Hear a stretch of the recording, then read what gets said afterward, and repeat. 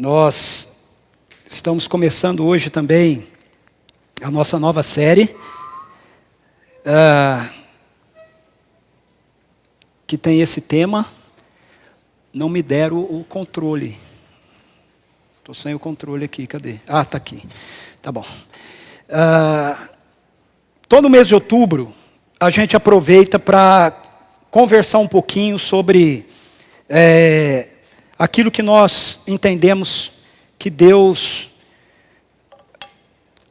desenvolveu para a gente como comunidade local, em termos de visão, né, da visão, para que nós, como parte do seu povo, em missão no mundo, nos envolvêssemos com aquilo que Deus está realizando. Cerca de 10 anos atrás, mais ou menos, um grupo de pessoas se reuniram aqui em Vinhedo, na casa do Walter, né? O Valtinho está aqui, a gente chama carinhosamente de Valtinho, né? E da Gláucia, com um sonho, né, de começar uma nova igreja nessa cidade, uma igreja que pudesse alcançar, né, a moradores da cidade de Vinhedo. E o processo começou, na época, com o pastor Renato, né, à frente desse processo. Depois de 2 anos, o Renato, por outras questões, se retirou, né, do processo de plantação aqui, e eu cheguei assumindo o lugar dele, e nos últimos 8 anos a gente tem caminhado juntos, dos quais agora em outubro a gente completa, fim de outubro a gente completa 6 anos, né, de organização. E desde o começo, no coração da gente, se constituiu a ideia de sermos uma igreja com uma sólida teologia, uma sólida teologia bíblica, um sólido compromisso com as Escrituras, com a palavra de Deus, mas num formato, numa dinâmica, em que essas verdades pudessem ser apresentadas dentro do contexto de um mundo que vive no século XXI. Um contexto urbano, e um contexto de vida onde as realidades e as dinâmicas da nossa vida acontecem nesse eixo, né? São Paulo, Campinas, né? E mundo, né? Porque aqui a gente tem alguns que o eixo é o mundo, né? Então, uma hora estão num lugar, outra hora estão no outro lugar, outra hora estão no outro lugar. Então, esse foi o projeto, esse foi o sonho. À medida que o tempo foi passando e as coisas foram se consolidando, Deus foi moldando, né, a visão dele, né, essa visão, a visão, né, dele. Então, algumas coisas foram sendo ajustadas. Por exemplo, nunca se pensou de início na ideia de que a gente fosse uma comunidade que iria atrair pessoas de tantas cidades diferentes. Né? A ideia era, vamos começar uma igreja em Vinhedo, para a cidade de Vinhedo, que alcança os moradores de Vinhedo, os condomínios e tudo mais. Mas Deus trouxe gente de Vinhedo, de Valinhos, de Louveira, de Jundiaí, de Campo Limpo, de Campinas. Né? Deus foi trazendo pessoas, ok? E hoje a nossa comunidade está estendida, né, a 5 cidades, com uma dinâmica, né, multilocal, né, de vivência multilocal.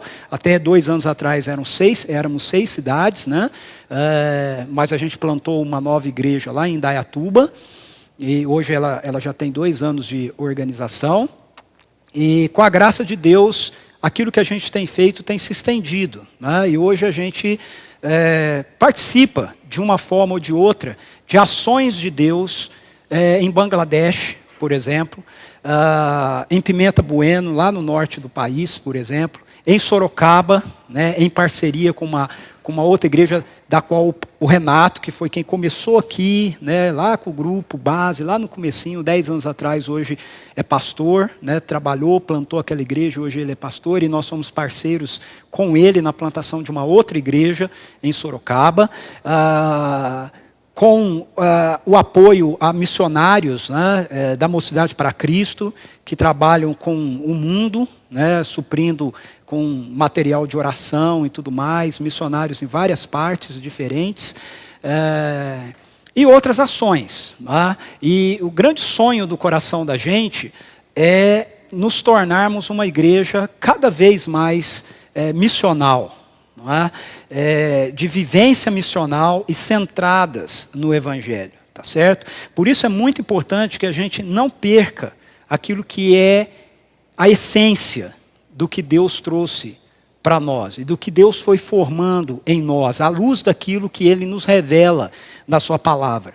Então, ao longo desse mês, nós vamos conversar um pouquinho sobre isso, né? Sobre o nosso DNA, ok? Para que a gente possa manter os fundamentos do reino de Deus, certo? Bom, eu quero começar trabalhando um pouquinho, primeiramente, com essa questão do DNA, né? Diminui o zoom aí, porque senão não vai... pode diminuir. Tira o zoom. Isso. Muito bem. Eu coloquei 2 definições de DNA. Ok? Para a gente entender um pouquinho o que significa, né, o DNA. Eu podia chamar aqui alguns dos nossos biólogos, né, dos nossos professores de educação física e tudo mais, para falar para a gente. E eles teriam muito mais propriedade do que eu, mas eu acho que as 2 definições vão nos ajudar a entender. Então, o ácido, muita calma nessa hora e muita hora nessa calma. O ácido desoxirribonucleico, rapaz, essa palavra existe, né? A gente brinca com ela na MPC, né? Porque o ácido desoxirribonucleico, né? Ou seja, o ADN, né, em português, ou DNA em inglês, é um composto orgânico cujas moléculas contêm as instruções genéticas que coordenam o desenvolvimento e funcionamento de todos os seres vivos e alguns vírus, e que transmitem as características hereditárias de cada ser vivo. O seu principal papel é armazenar as informações necessárias para a construção das proteínas e ARNs. Os segmentos de ADN ou DNA que contêm informação genética são denominados genes. O restante da sequência do DNA ou ADN tem importância estrutural ou está envolvido na regulação do uso da informação genética.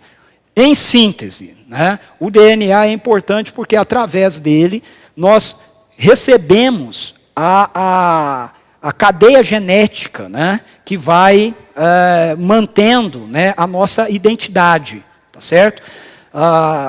Quem nós realmente somos. Então, o DNA é que vai construindo essa perspectiva. Essa cadeia de DNA, esse conjunto, né, de moléculas aí, né, é que compõe o fato de você ser um ser humano, ok? Na perspectiva científica, tá bom? Segunda definição. O DNA é um aglomerado de moléculas que contém material genético. Então, sua genética, suas características vão sendo passados pelo DNA. Esse material é determinante para o bom funcionamento dos seres vivos e da formação das características físicas. Então, o jeitão de você ser é culpa do seu DNA, tá bom? É importante porque, entre outras razões, o DNA contém as informações para que se produzam proteínas e ARNs. Sua formação é, em grande parte, envolvida com a estrutura do DNA. Essa é menos importante que a parte genética, responsável por carregar essas informações necessárias para a produção de proteínas e para a formação do ser vivo. Sua formação é tão importante que preste atenção nisso, sua formação é tão importante que qualquer alteração nele pode resultar em grandes mudanças, mutações na própria formação de um ser vivo. Por isso que tem esses filmes aí, né, que o pessoal mexe com o DNA, né, com a genética, aí, né, cria os monstros, né, aí cria os mutantes e etc. Além disso, sua destruição leva à morte celular, o que em grandes proporções pode levar à morte. Por que da importância disto para a gente? Porque a Bíblia diz que a igreja é o corpo de Cristo. A igreja é o corpo de Cristo. Essa é uma das definições que as Escrituras nos trazem sobre a igreja. A igreja, ela não é meramente uma estrutura social, ela não é meramente uma estrutura organizacional, ela tem sim o seu contexto social, ela tem sim uma estrutura organizacional, dependendo da cultura e da época da história que ela está vivendo, ela vai tomar uma forma nesse sentido de estrutura ou de aglomerado social, mas essencialmente a igreja é, de acordo com as Escrituras, um organismo vivo. Um organismo vivo. Ela é o corpo de Cristo. E aí vem a importância de nós compreendermos essa perspectiva, né? Essa metáfora, vamos colocar assim, do DNA em relação à igreja, em relação a quem nós somos. Por quê? Porque qualquer alteração no DNA, como nós vimos na definição anterior, pode trazer graves mudanças, graves alterações, até mesmo a morte, ok? Do ser vivo que contém esse DNA. O apóstolo Paulo diz para a gente em 1 Coríntios 12, 27, ora, vocês são o corpo de Cristo e individualmente membros desse corpo. Então, uma das definições que as Escrituras trazem para a gente sobre a igreja é que a igreja é o corpo de Cristo. Com base nisso, então, nós precisamos entender que, metaforicamente falando, assim como o nosso corpo tem o seu DNA, que mantém as suas características, mantém a sua genética, transmite isso, né, dentro da nossa descendência, né, dos filhos que nós vamos gerando, a igreja, na perspectiva do corpo de Cristo, também. Ela também tem a sua característica, a sua identidade, as suas peculiaridades definidos por essa realidade deste DNA. Que não pode ser mudado, não pode ser alterado. Porque se for mudado, se for alterado, compromete a essência do corpo. Não é? Causa mutações que desfiguram o corpo. E pode vir a gerar até mesmo a morte. É óbvio que, na perspectiva da igreja, não pode trazer a morte da igreja no todo, como o corpo místico de Jesus, mas pode trazer sim a morte de partes desse corpo, okay? De igrejas locais. Ao longo da história, a gente vê isso acontecendo muitas vezes. Igrejas que foram estabelecidas, igrejas que foram plantadas, movimentos que começaram bem, começaram alinhados com o DNA bíblico, com o DNA das Escrituras, mas que com o passar do tempo, esse DNA começou a ser alterado, ok? E trouxe então uma deformidade para aquela comunidade, para aquela igreja local, para aquele momento da igreja dentro do contexto histórico. Por exemplo, na Idade Média, o DNA da igreja foi alterado pelo poder político que a igreja conquistou junto ao Estado. E aí, a igreja, que é um organismo vivo, de amor, de misericórdia, de compaixão, de bondade, de salvação, se transformou num exército armado, não é? Matando pessoas, conquistando países, destruindo vidas, em nome de Deus. Agora, Deus estava envolvido com isso? Não, não estava envolvido com isso. Não estava envolvido com isso. As pessoas estavam dizendo, não, nós fazemos em nome de Deus, as cruzadas são em nome de Deus. Mas Deus estava envolvido com isso? Não estava. Por que não estava? Porque não tem nada a ver com o DNA das Escrituras, daquilo que a Bíblia mostra para a gente que a igreja é. Então, isso pode acontecer hoje também, com qualquer igreja local. Por isso nós precisamos ter essa preocupação de manter sempre a essência daquilo que as Escrituras nos apresentam. A gente cunhou 4 palavras, construímos 4 palavras, desenvolvemos 4 palavras que seriam, pensando metaforicamente, né, essa cadeia do nosso DNA, certo? A forma da gente mostrar essa perspectiva bíblica, do DNA bíblico da igreja. As palavras são acolhedora, contemporânea, transformadora e missional. ok? Ao longo desse mês nós vamos conversar um pouquinho a respeito de cada uma dessas características do nosso DNA bíblico.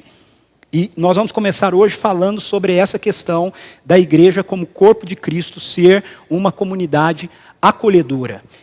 Em 1 Coríntios 12 a 13, o apóstolo Paulo fala assim: porque assim como o corpo é um, e tem muitos membros, e todos os membros, sendo muitos, constituem um só corpo, assim também com respeito a Cristo.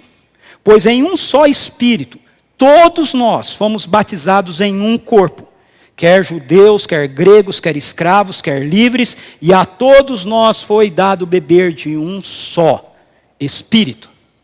Ou seja, as Escrituras estão nos dizendo que fazer parte da igreja de Jesus é fazer parte de uma comunidade acolhedora, de uma realidade onde pessoas são inseridas o tempo todo nesse processo, ok? Nessa realidade. A igreja não é um clube de exclusividade. Ela não é uma associação, uma agremiação, a qual apenas algumas pessoas podem se associar, ou com a qual apenas algumas pessoas, se cumprem alguns requisitos, se têm algumas daquelas características, podem fazer parte. Na perspectiva bíblica, a igreja é esse grande corpo de Cristo, essa grande casa, essa grande família, aonde sempre tem lugar à mesa para que mais pessoas venham, para que mais pessoas se aproximem, para que mais pessoas possam se assentar. Por isso, quando nós falamos sobre ser acolhedores, nós estamos falando que nós somos acolhedores porque Cristo é acolhedor. A igreja é acolhedora, faz parte da sua essência, faz parte do seu DNA ser acolhedora, porque Cristo é acolhedor. É um contrassenso a gente falar, ou qualquer pessoa falar que é igreja, que faz parte de uma igreja e aquela igreja não ser acolhedora. Aquela igreja ser uma igreja exclusivista, ser uma igreja que segrega pessoas, que separa pessoas, é um contrassenso. Okay? Não está de acordo com o DNA das Escrituras. O DNA bíblico mostra para a gente que a igreja é uma comunidade que está sempre trazendo e sempre acolhendo pessoas. Então, a nossa comunidade local não é acolhedora meramente por causa das suas estruturas. O acolhimento não é produzido meramente por nossas estruturas. Ou seja, nós não vamos ser uma igreja acolhedora meramente porque a gente cria dinâmicas ou estruturas de acolhimento. Vamos ter um ministério de integração. Vamos fazer um almoço para que as pessoas venham e elas se sintam bem, juntas, ok? Não, é o contrário. As nossas estruturas, elas precisam refletir o nosso acolhimento. Então não é que a gente cria estruturas, cria dinâmicas, e com aquelas dinâmicas, aquelas estruturas, a gente consegue ser acolhedor. Não, a gente pode ter um monte de dinâmica, um monte de estrutura, mas se a nossa essência não for acolhedora, essas dinâmicas e essas estruturas não vão expressar acolhimento. Então o acolhimento a estrutura precisa refletir o nosso acolhimento. Okay? E isso tem a ver com cada um de nós. Se você faz parte dessa comunidade, da nossa igreja local, ou se você vier fazer parte, precisa essa postura de acolhimento estar presente em você, na sua vida, no seu coração, na sua maneira de ser, na sua maneira de agir. Okay? Cada um de nós expressa esse acolhimento. Não é só o ministério de integração, não é só quando a gente faz um almoço, mas é você ali, quando as pessoas chegam, quando elas conversam com você, quando você tem um contato com elas, a maneira que você as recebe, a maneira que você fala com elas, a maneira que nós tratamos uns aos outros, a maneira que nós falamos uns com os outros. Uma igreja é acolhedora porque o evangelho é acolhedor. Porque é isso que Deus está fazendo conosco. Deus está nos acolhendo através daquilo que Ele faz em Jesus Cristo. Uma pergunta que eu sempre faço para mim mesmo, eu faço lá no seminário, nas aulas que eu dou para os meus alunos, o que é que atrai as pessoas? O que é que atrai as pessoas para a igreja? O que vai atrair as pessoas para uma igreja? Música vai atrair pessoas para uma igreja? Nós temos música lá fora e nós temos música aqui dentro. Uma boa programação de criança vai atrair pessoas para a igreja? Ontem a minha sobrinha Pietra foi num circo, né? Com toda uma estrutura montada lá, com a Pepa e não sei quem mais, né? E foi extremamente, né, alegre, e ela ficou extremamente feliz. Então, é o nosso ministério infantil que vai atrair pessoas para a igreja? Veja, o que atrai as pessoas para a igreja é o Evangelho. O Evangelho. Esse é o diferencial. Eu não quero dizer com isso que a gente não tenha que ter preocupação. Temos sim, e aqui a gente tem essa preocupação de tentar fazer sempre as coisas da melhor maneira possível, de tentar melhorar em tudo aquilo que a gente está realizando, em tudo aquilo que a gente está fazendo.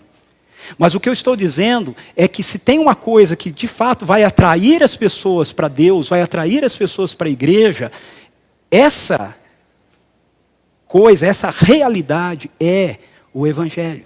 As pessoas se aproximam de Deus, se aproximam de Jesus, se aproximam da igreja por causa da cruz, por causa do Evangelho, por causa daquilo que Deus fez por elas, por causa dessa boa notícia, de que nós éramos pessoas rebeladas contra Deus, e que Deus já fez a parte dele para nos reconciliar com Ele, que da parte de Deus, Ele está dizendo, ei, nós podemos voltar a ser amigos, está tudo certo. Agora basta você decidir se você quer isso ou não. Da minha parte, Deus diz, eu quero, eu já fiz, eu fiz o que vocês não podiam fazer, eu fui para uma cruz, eu dei a minha vida no lugar de vocês, eu quebrei o poder do mal, eu quebrei o poder do pecado, eu quebrei o poder de Satanás, eu quebrei o poder da morte, eu quebrei aquilo que poderia nos separar, a barreira que nos separava, o muro que nos separava foi derrubado por meu filho Jesus, naquilo que ele fez naquela cruz. E quando as pessoas ouvem essa mensagem, e o Espírito Santo de Deus opera através dessa mensagem no coração das pessoas, e elas respondem a isso, então elas são aproximadas da igreja. Elas são trazidas para o corpo de Cristo. E aqui nós precisamos tomar um cuidado, porque o que eu percebo muitas vezes que acontece é que às vezes nós cometemos o erro de achar que o Evangelho é aquilo que a gente precisa falar para as pessoas, para que elas venham. E depois que elas vieram, a gente deixa de falar do Evangelho, e a gente começa a falar de um monte de outra coisa, sem o Evangelho.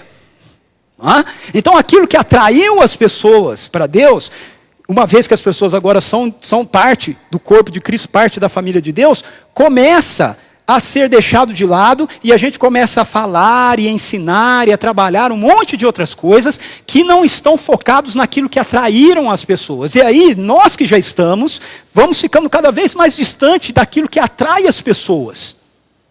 Ou seja, menos acolhedores. Mesmo que a gente faça um monte de trabalho, esforço, almoço, jantar, entendeu? A gente começa a ter uma fala, uma linguagem, umas exigências que não tem nada a ver com aquilo que atrai as pessoas. Por isso nós precisamos ser atraídos pelo Evangelho, e uma vez que nós passamos a fazer parte da igreja, parte do corpo de Cristo, nós precisamos nos manter perto do Evangelho. Ok? Tudo que a gente faz, tudo que a gente fala, tudo que a gente ensina, tem que passar pela realidade do Evangelho.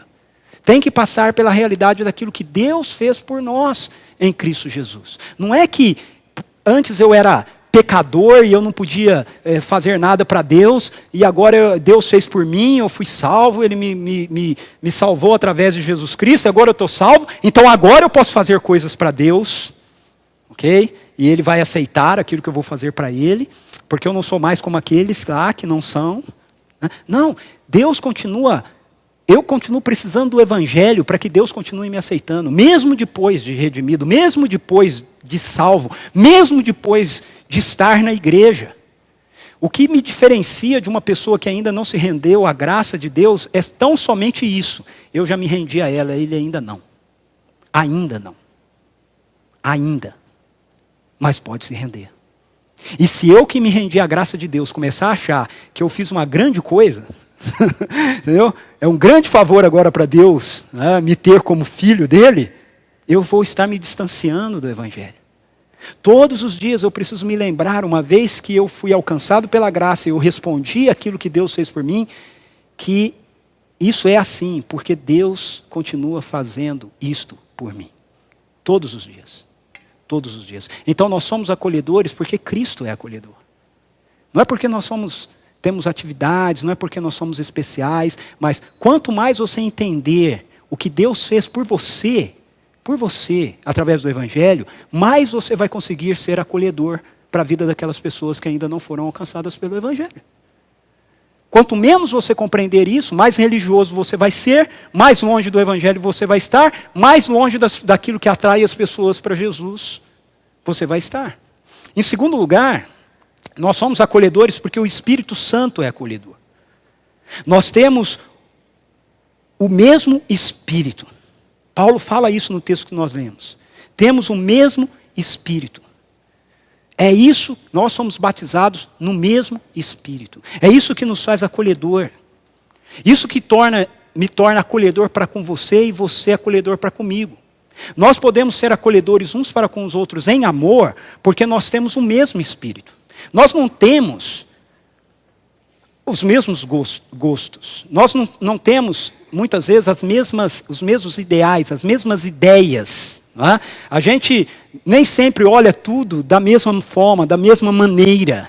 Não é? A gente discorda, às vezes, como parte de uma comunidade local, de pontos.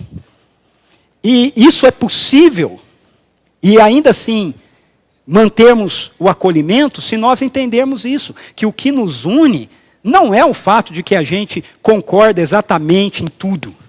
O que nos une é o fato de que a gente sabe que o mesmo Espírito que está habitando em mim é o Espírito que está habitando no outro. Nós temos um só Espírito, é o Espírito de Jesus Cristo.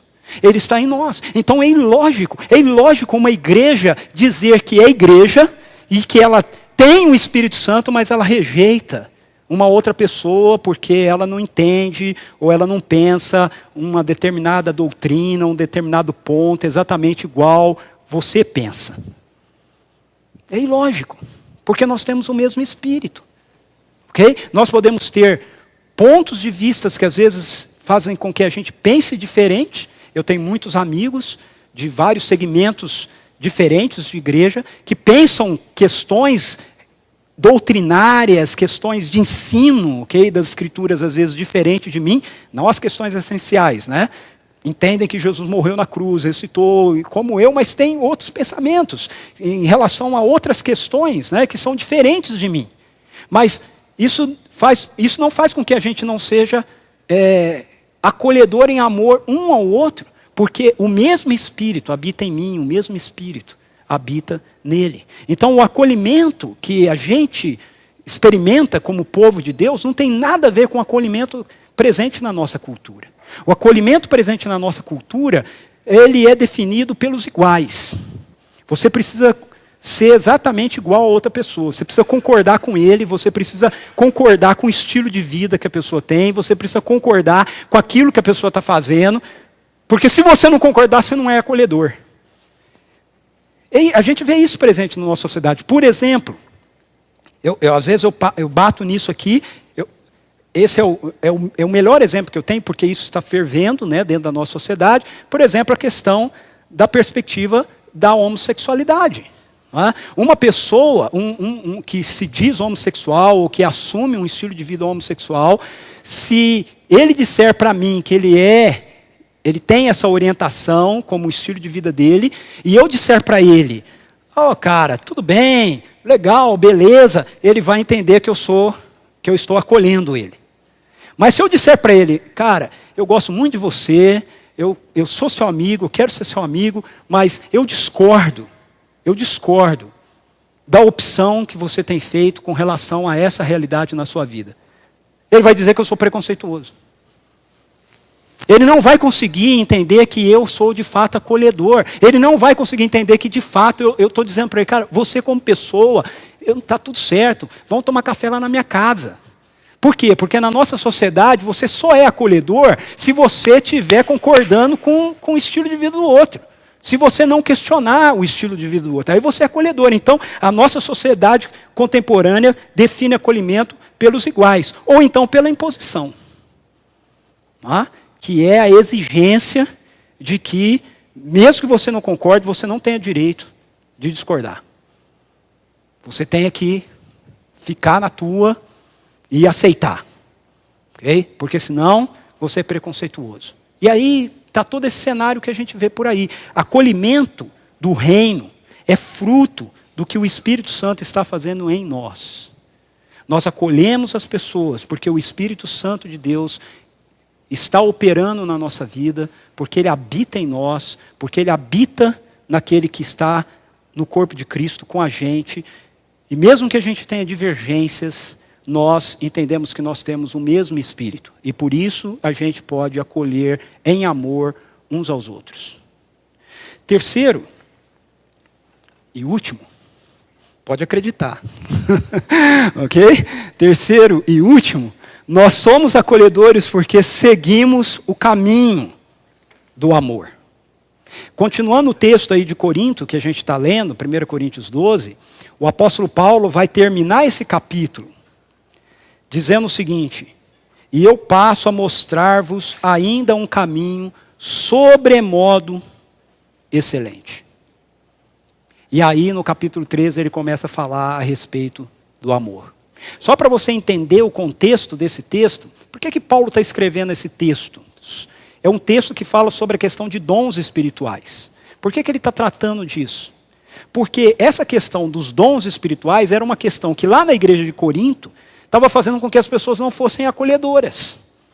As pessoas entendiam que se elas tinham um determinado dom, que a outra pessoa não tinha aquele dom, então essa pessoa que tinha esse dom era melhor do que aquela pessoa que não tinha o dom. E estava criando então uma divisão dentro da igreja. E Paulo diz, gente, não tem nada a ver. Nós somos acolhedores, nós somos nós temos unidade, não é porque nós temos os mesmos dons. É porque nós temos o mesmo Espírito. O Espírito distribui os dons do jeito que Ele quer. Então o que faz com que a gente seja acolhedor, o que faz com que a gente tenha comunhão, o que faz com que a gente seja não é que todo mundo tenha o mesmo dom, mas é que nós todos temos o mesmo Espírito. E é isso que ele vai trabalhando então no capítulo 12, e aí quando ele chega no capítulo 13, ele vai falar, e esse negócio da gente ter vários dons, e termos todos um mesmo Espírito, precisa funcionar se todos nós estivermos andando no mesmo caminho. E qual é o caminho que a gente tem que andar? É o caminho do amor. Eu passo a mostrar-lhes um caminho sobre modo excelente. Algumas pessoas interpretam essa questão do capítulo 13 de 1 Coríntios como relacionado... Opa! Machucou? Ok. Tudo bem, gente. Acidentes acontecem. Relacionados ao amor, como dom. Então, 1 Coríntios 13, Paulo começa a falar assim, eu passo a mostrar para vocês um outro caminho sobremodo excelente. E aí ele começa a falar do amor. E algumas pessoas pegam, porque está dentro do contexto dos dons, e trata o amor como sendo um dom. Ok? Paulo não está tratando aí o amor como um dom do Espírito. Paulo está tratando o amor como o caminho pelo qual eu e você precisamos trilhar para exercer os dons. Okay? Se a gente exerce os dons espirituais fora de um relacionamento de amor, eles não vão produzir nada. Então o caminho que a gente tem que trilhar para o nosso serviço, para o exercício de dons, ou para qualquer outra coisa que a gente vai fazer, é o caminho do amor. O caminho do amor. Agora, a gente tem que se lembrar, quando a gente fala de amor na Bíblia, de duas coisas. A primeira é que o caminho do amor, ele é sacrificial. O caminho do amor é sacrificial. É importante a gente lembrar isso. Por quê? Porque quando a gente fala de amor dentro da nossa sociedade hoje, a gente também está falando de algo que tem a ver assim, com coraçõezinhos, com borboletinhas no estômago, Então aquele negócio, Na Bíblia, o amor é um negócio muito prático, muito concreto, que passa pela realidade de que se eu amo, eu me sacrifico por aquilo que eu amo. E o maior exemplo disso é o próprio Deus. João 3,16 diz assim, Deus amou o mundo de tal maneira que deu o seu Filho unigênito, para que todo aquele que nele crê não pereça, mas tenha a vida eterna. Então veja, a expressão maior de amor que a gente tem na Bíblia é aquilo que Deus fez. por nós. Quando a Bíblia diz que Deus é amor, a prova que ela nos dá de que Ele é amor, é aquilo que você está vendo quando você olha para essa mesa aqui. É o fato de que esse Deus, que não precisava ter feito isso por mim, por você e por ninguém, escolheu fazer. Escolheu se tornar um ser humano, escolheu pegar a sua infinitude e contê-la numa finitude, escolheu pegar a sua imortalidade e transformá-la em mortalidade e experimentar a realidade da morte na sua própria vida, para que então Ele pudesse vencer a morte e aí nos oferecer da sua vida eterna. Sacrifício. Então, biblicamente falando, o caminho do amor é um caminho sacrificial. Segunda questão que a gente tem que entender sobre a realidade do caminho do amor bíblico é que ele é um amor exigente. A gente confunde muito, nossa sociedade confunde muito, e igrejas confundem muito essa perspectiva de entender que Deus é amor, com a ideia de que então Ele é um Deus conivente com tudo aquilo que eu resolvo fazer da minha vida. O amor de Deus não é conivente. Okay? Porque amor verdadeiro não é conivente. Quando você vê uma pessoa fazendo algo que vai prejudicar a vida dela, que vai trazer dano para a vida dela, e você ama aquela pessoa, a prova de que você ama aquela pessoa é que você não é conivente com aquilo que ele está fazendo. A prova de que você ama é que você vai brigar com ele. A prova que você ama é que você vai dar conselho. A prova que você ama é que você vai sentar e vai dizer, cara, não é por aí, não vai por aí. Isso vai acabar com você, vai destruir teu casamento, vai acabar com a vida dos teus filhos, vai destruir a sua relação com seu pai, vai trazer prejuízo e dano para a sua existência. E quando a gente ama de verdade a pessoa, a gente tem aquela crise, aquele conflito, né? De falar, pô, se eu for falar, ele vai se magoar, aí não vai mais querer conversar comigo, aí ele vai se distanciar de mim. Mas se a gente ama de verdade, a gente escolhe o risco de perder a pessoa, da pessoa se distanciar da gente, no lugar de simplesmente fingir que aquilo que a pessoa está fazendo não vai trazer destruição para a vida dela. Então, o amor, ele é sacrificial, ele faz com que eu me sacrifique pelo outro, mas ele também é exigente. E, de novo, Deus é o melhor exemplo para a gente nisso. Em Marcos 10, 21, nós temos um texto, um versículo que está dentro de um texto que mostra Jesus se encontrando com um homem jovem, religioso, que tinha crescido dentro da igreja da época de Jesus, que tinha feito um monte de coisas boas, mas que não tinha rendido a vida dele de fato ao governo amoroso de Deus através de Jesus Cristo. E ele, apesar de ser muito religioso e de fazer coisas muito boas e de ter uma vida muito bem-sucedida, quando ele deitava a cabeça no travesseiro, ele sentia que alguma coisa estava errada, alguma coisa estava faltando. E quando ele teve a oportunidade de se aproximar de Jesus, que é o Deus encarnado, ele diz para Jesus, mestre, o que eu faço para eu poder ter a vida eterna? E Jesus vira-se para ele e fala, sabes os mandamentos. Jesus sabia que ele sabia os mandamentos. Jesus não está fazendo uma pergunta, ele está fazendo uma afirmação. Sabes os mandamentos, não matarás, não adulterarás, não furtarás, né, e tal. Aí ele fala, sim, desde pequeno eu tenho observado tudo isso. Aí Jesus diz para ele, mas falta uma coisa. Eu gosto do texto de Marcos, porque se você abrir a sua Bíblia lá em Marcos 10, 21, você vai ver que o texto diz assim, Jesus, fitando-o, fitar é olhando profundamente nos olhos dele, disse, o amou, o texto de Marcos diz. O amou. Não diz isso em Mateus, não diz isso em Lucas, mas em Marcos diz, o amou. E disse, falta uma coisa. Amor sacrificial, mas amor exigente. Vai, vende tudo que você tem, distribui, dê aos pobres, você vai ter um tesouro nos céus, depois venha e siga-me. O problema de Jesus com aquele jovem não era que ele tinha dinheiro. O problema de Jesus com aquele jovem era conseguir mostrar para ele que, na verdade, o coração dele estava apegado por demais ao dinheiro que ele tinha. E que ele precisava depositar a sua esperança, a sua confiança, a sua devoção, a sua entrega na pessoa de Jesus. Então o amor bíblico, ele é sacrificial, mas ele também é exigente. E isso é uma questão que a nossa sociedade não consegue entender. Com relação ao Evangelho. Muitas pessoas na nossa sociedade acham que se o Evangelho é o que a gente diz que é, então ele precisava aceitar as pessoas, Deus precisava aceitar as pessoas sem exigir nenhum tipo de mudança delas. Veja, Deus não exige mudança na vida das pessoas para que Ele possa aceitá-las. Deus as aceita exatamente do jeito que elas estão. Mas Ele as ama demais para deixar que elas fiquem do jeito que estão. Porque Ele sabe que do jeito que estão vai trazer destruição para a vida delas. E como uma igreja acolhedora, a gente precisa ter esse compromisso. Então, concluindo, eu queria passar aqui 3 implicações dessa parte do nosso DNA para nós, como igreja. Primeiro, nós somos acolhedores porque nós compartilhamos o Evangelho com todos.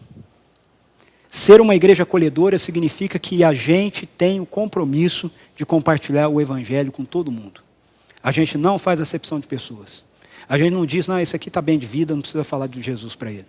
A gente não diz, não, esse aqui é um cara que vive se embriagando, então a gente não quer falar de Jesus para ele. Não, nós compartilhamos o Evangelho com todo mundo. Isso é ser acolhedor. Segundo, nós somos acolhedores porque somente o Evangelho é o que deve distanciar uma pessoa de nós. Quando a gente trabalha aqui, quando a gente vive a nossa vida como comunidade, como igreja, nós queremos fazer realmente todas as coisas da melhor maneira possível para que, se alguma coisa vai fazer com que as pessoas não queiram mais vir, seja o Evangelho. Ok? Só o Evangelho. Nada mais.